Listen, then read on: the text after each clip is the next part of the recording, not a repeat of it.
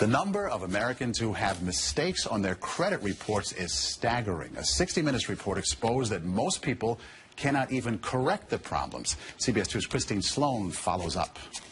Meg Pasternak says a mistake on her credit report nearly destroyed her credit. We had to present so much documentation to say this wasn't ours, and then we still had to pay something to get rid of it. Pasternak says it took months to resolve the problem. You feel kind of helpless because they got you under the gun if you need to get a new car or a house or for anything. Pasternak is not alone in her frustration. A new government study finds up to 40 million Americans have mistakes on their credit reports. But an investigation by Steve Croft on 60 Minutes finds most people get nowhere trying to correct an error. Ohio's Attorney General tells Croft that is a clear violation of a federal law. The federal law says that if you believe that there is a mistake, you can go to them and they have an obligation to do a reasonable investigation.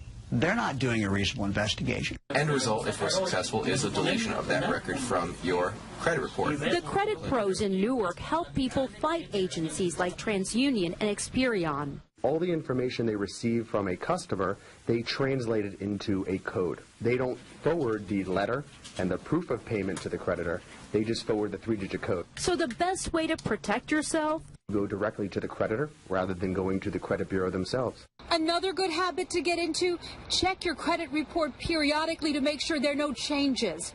In Clark, New Jersey, Christine Sloan, CBS 2 News. And like 60 Minutes, we were unable to get an actual person at the 3 credit reporting agencies. 60 Minutes was referred to the spokesperson for the agencies, who provided a statement citing an industry-sponsored survey that showed 95